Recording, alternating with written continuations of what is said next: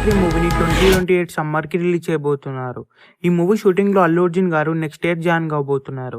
ఎందుకంటే ప్రెజెంట్ ఈ movie post production works జరుగుతున్నాయి. అలాగే ఈ మూవీకి సంబంధించిన వీఎఫ్ఎక్స్ వర్క్ జరుగుతుంది.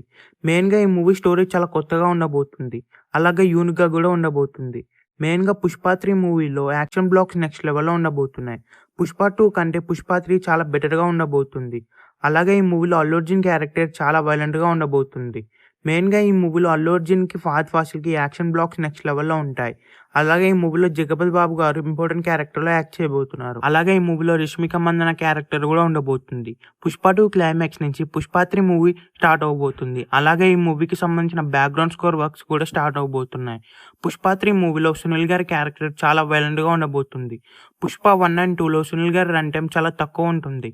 కానీ 'పుష్ప 3' మూవీలో సునీల్ గారు మెయిన్ విలన్‌గా యాక్ట్ చేయబోతున్నారు.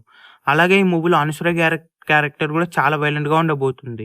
ఈ మూవీ థియేటర్స్‌లో రిలీజ్ అయ్యి బిగ్గెస్ట్ బ్లాక్ బస్టర్ అవ్వాలని కోరుకుందాం. ఈ వీడియో మీకు నచ్చినట్లయితే లైక్ చేసి, షేర్ చేసి ఇలాంటి మరికొన్ని వీడియోస్ కోసం ఈ ఛానల్